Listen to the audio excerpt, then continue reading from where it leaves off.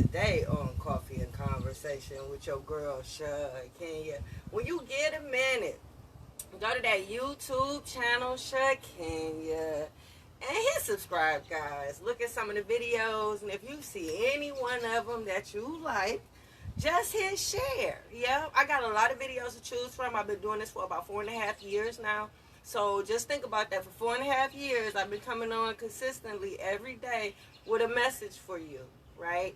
COVID, I slowed down, but I did do a couple around the house. I did do a couple walking around the block when the world was closed. So yeah, I've been pretty consistent. Yeah, so check me out. I appreciate it. I'm trying to be famous. Yeah. So y'all, today we wrapping it up. We wrapping up this segment. I know it's a lot. Do you feel like you in school with this parenting when I come on in the morning? Have you really been following page? Because some of it, when I look at some of the videos, I'm really going at a constant pace to where it's a build up in some of the segments. You know what I mean? Like it was a constant story, and then it ended, and then we jumped into something else. So I think I did pretty good. Yeah. So yesterday we've been talking about everything: your boards, your suspects, relationships, roles, responsibility, respect, representation, and reputation, right? So I tried to use little scenarios to kind of show you in what direction I was going when I say these things, and it's more to it than that. Of course, a 15-minute show, we pushing 30 minutes lately, but 30 minutes, I can't get into all of it, but I can give you the gist of what I mean, and you pretty much can go from there, So for now, yesterday we focused on representation and reputation as it relates to you co-parenting, your baby mama, your baby daddy. So for representation, we focused on how you look when you out in the street, when you out in public, how you represent the people that you love, your family, your friends, your children, We talked about that. You don't know who see you. But what I didn't mention is how you carry yourself is part of that representation when you out in the street. How do people see you? How do they perceive you when you out? How are you acting when you out? Are you belligerent? Is you cussing people out? Is you acting ignorant? Is you rolling up a blunt in front of people, smoking it while you going into the gas station? I know you're dressed nice.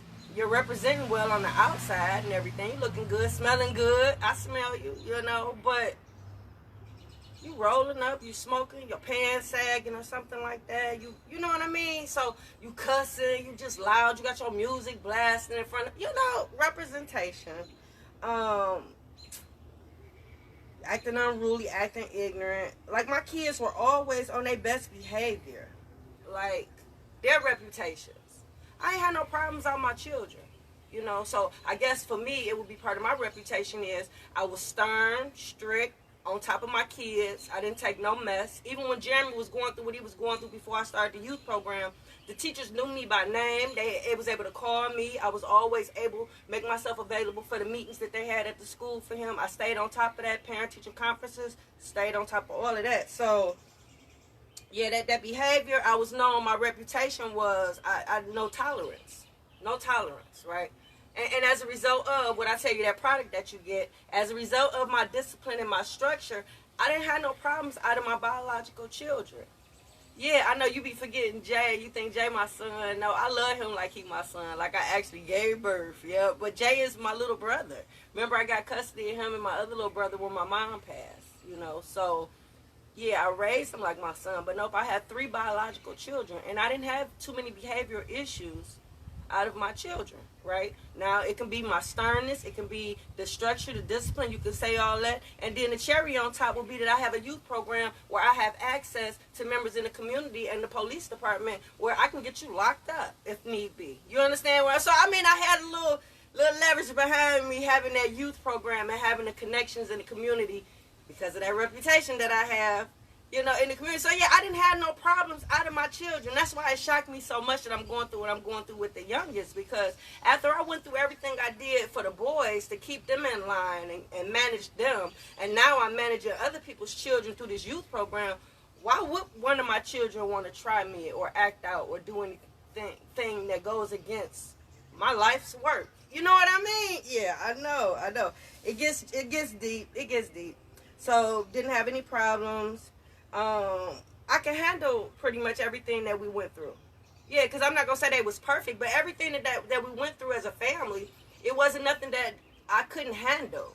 And then it wasn't nothing that I wasn't able to solve. We didn't have any problems that we couldn't solve together. So, yeah, I didn't really have a lot of, we even the issues that I expected, I was prepared for. You know, when children get a certain age, some people say they smelling themselves, you know. Yeah, I even got to a point where I was prepared for that, and we bypassed all of that. From the boys and the girls. I didn't have too much for my son or my daughters. Didn't have too much of that smelling theyself episode, you know, because I kept them busy. You got to keep in mind, we filming for a book. We on youth programs. We have vending areas with schools. I'm setting up vending. You know what I'm saying? So we cleaning buildings at night. They in school during it. You know, so we moving. We always moving. So there wasn't a lot of downtime. You know, that's the devil's playground. I don't mind. You know, so they always. So it wasn't a lot of time to get a lot of rebellion. It wasn't a lot of downtime for them to act out. It wasn't a lot of time for them to talk back to me. It wasn't a lot of time for them to be fighting amongst each other. We was too busy working together. So fix it, Jesus. To have issues, it's crazy. It's crazy. Much of it when you keep the kids busy. Talked about that because it's a lot, y'all. So I'm trying to stay on tack. Reputation. What I tell you, any reputation means your reputation means everything. My name is all I have. The good, the bad, and the ugly. You know what I'm saying? But pretty much, I tried to stay good. If you ask somebody about me, they can't tell you too much bad about me. Yeah, but if they talk about my dark time, I talk about it too. You know, they probably say I'll borrow some money from them and probably slow paying it back, but I paid it back. You know what I mean? That's about the worst, and that's usually at the end of the month when it's tight, and I probably not got a new contract. Because, you know, when you get new contracts, you don't get paid for them contracts. So, yeah, I be celebrating, but that means I got to get to this contract for the whole month. I got to buy chemicals for the whole month, and sometimes that money ain't in the budget. I get the money next month, but for that month, you know, so yeah, I might hit you up for a couple dollars. Can I hold something until this day? I sure will. Closed mouths don't get fed. But it's not often, you know, and I got a handful of people that I trust to where I can, and I ain't worried about them telling everybody, yeah, I had to loan her some money again. The couple people that I do reach out to, they don't do that to me. You know what I mean? So I'm okay, you know. Imagine I watch what I do as a parent, you know. So yeah, I talk about all the stuff that I'm into and my work and how my reputation is important, but being a mom, being a parent, that reputation is the most important because I did that before everything else. So that means I was a teacher, because everybody knows the mother is the first teacher of the children, right? So I'm a teacher. I'm cooking most days. I'm taking the kids where they got to go to and from. I'm allowing them to have company over. Some of my sons still have friends that they had ever since they was younger, as little kids, right?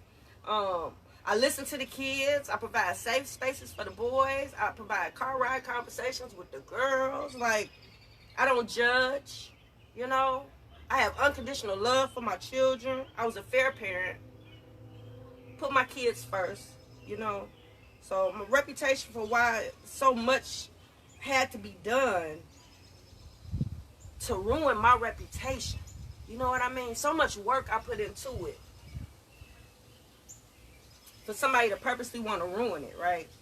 Why would my child want to ruin it? Why would she even want to help ruin it, considering that she was there and on board and watched me build it from the ground up?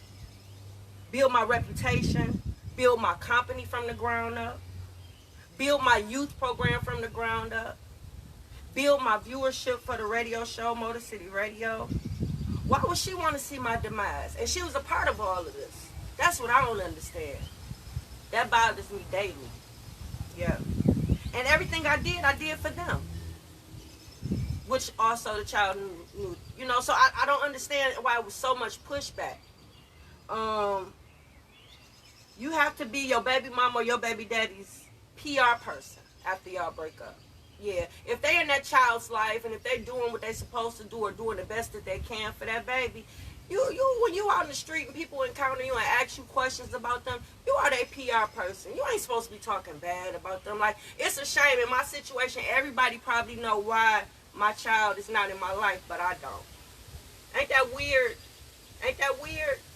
I know, and my whole world has been weird for the last 5 years because the parent is the first person to know if it's a problem, right? And especially if there are other children involved, because if it's a problem so severe and so traumatic to where you have to remove a child from a household or remove a child from a parent, you should be taking those further actions to make sure those other children are just as safe. Make sure those other children are removed as well. You know, and I'm not fond of removal, but if it's a situation where you don't disconnected a child from a family, a whole family, for 5 years I haven't heard from my child. If you're able to do that, it must have been a problem. It must have been something wrong. It must have been something so bad to where you had to remove this child in order for this child to thrive. You should have thought about the other children. The other children should have been removed as well. Fix it, Jesus. Fix it, Jesus. Fix it. That's how you know it's foul play. Because a real parent ain't going to do that. If a real parent trying to rescue their child and set up a plan and sabotage you and use manipulation tips to get a child away from you and to hate you, they're going to set it up to where all those kids is placed in a safe environment. Fix it, Jesus. Let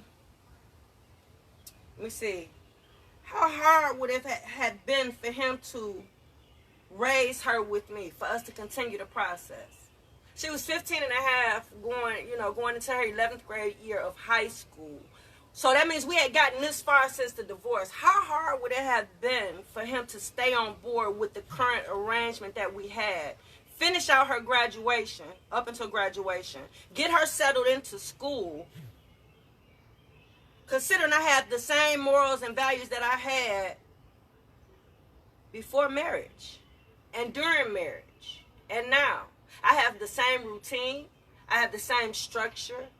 I have some of the same things. I still get up at 5:30 in the morning because I know that's the time I had to get up, get myself together so that I can get my kids off to school. So what was so hard for us to finish that out, right? All that work I put into that baby. All that work just for him to be able to take credit for it all. Like it that boggles me more than anything because I put a lot of hard work into my children. Like my children were part of the retirement plan. Because that money that we generate from the cleaning company that they done invested in their own businesses and that money that's continuously coming in, shit, I should be able to call my kids for anything. We should be taking trips all around the world. I should be calling them, telling them to meet me in Italy, meet me wherever. I got this villa and we chilling for a week. What you doing? Make arrangements and fly out here as soon as you can. Bet. That's it. That's it. That's it. That's where I'm at. So every time I got to get up in the morning and go to work, fix it, Jesus, fix it. Okay, so deal with me. The cleaning company, create generational wealth. I mean, how was my life so reckless that he couldn't have went along with or contribute to or helped in some kind of way or convinced, even if the child didn't want to do it, right? Complaining, hey, mama got me cleaning every night. How hard would it have been for him to calm her down and get her to understand the purpose of her working right now? How hard would it have been for him to convince her that that money she get every 2 weeks should have been enough to satisfy some of those because she got money now. She's accumulating her own money in her own bank account at such a young age, right? How hard would it have been for him to convince her that she won't be working for long, which she wouldn't have, because we were at a point where I was about to teach her the human resource side of business. All my children were going to get a hard lesson in human resources because it was a time where they were going to have to employ their own people to take over the buildings that they were cleaning, right? So fix it, Jesus, fix it. The youth program, if she didn't like mentoring the kids, right? I get it. It's straining. It's emotionally draining. I get that.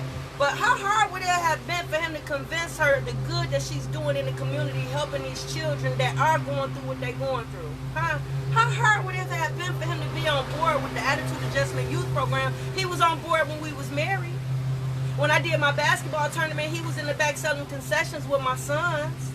How hard would it have been for him to convince her of that? The radio show, okay, we private people maybe. Maybe we don't want to be all on. But how hard would it have been for him to encourage her that this is something good for the community, considering it's a platform for black-owned businesses, right? It's an opportunity for, if that child doesn't want to be in front of the camera, for that child to learn behind the scenes, with music, studio, how to run a radio show, how to be an engineer, how to fix it, Jesus. What about the home renovations? Y'all seen me build this whole porch. I didn't have nothing on here. This is a cement slab. Y'all done seen me build a dog house. Y'all done seen me build a whole back porch in the back of my house. Y'all watch me do it. How hard would it have been for him to get her to understand the importance of her just learning the basics of tools, if that was an issue, right? So, yeah, when I say y'all got to work together after the breakup, y'all have to work together as if y'all were pretty much still together. All this stuff I was doing while we was married. So even if we was still married, I would still be doing all this stuff. I probably wouldn't be doing coffee and conversation because it wouldn't have been no need to do it. But other than that, I probably wouldn't have been doing the co-parenting workshop because I counsel my parents inside the attitude adjustment meeting. So, all right. You and your baby mama, baby daddy, y'all need to be the best of friends. If anybody can bring you down, it's your baby mama or your baby daddy. So, I'm sorry, y'all. They cutting grass. This is one of them days today. The last disorder that we talked about, guys, was narcissistic personality disorder. And if you didn't know, there are 3 types. I know you say, isn't that enough? No. There are 3 types of narcissism that I was able to pull up. If there's more, I'll bring it to you. But for today, we're going to try to cover 3. I hope you can hear me. The first one is covert narcissism.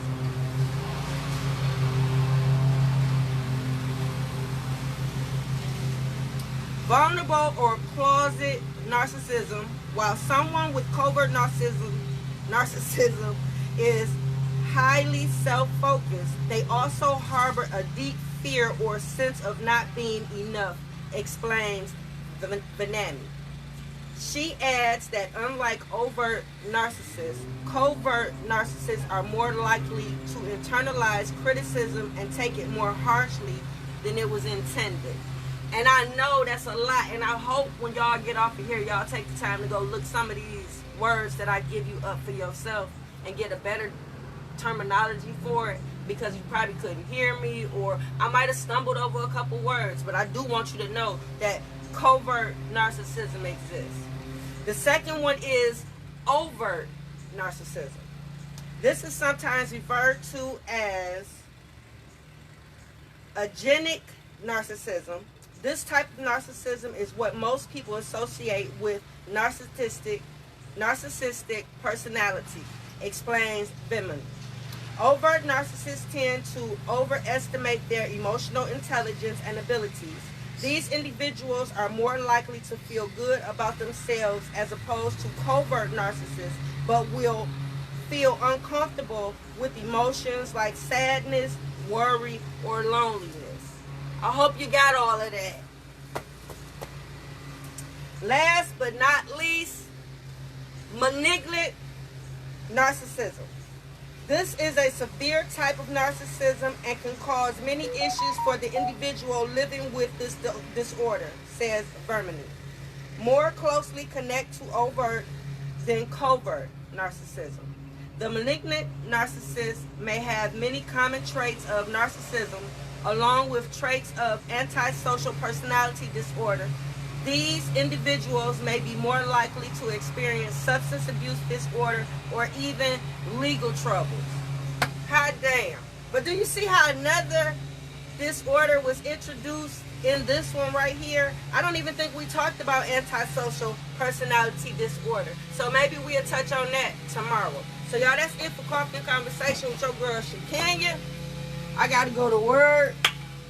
Yeah, I gotta go to work.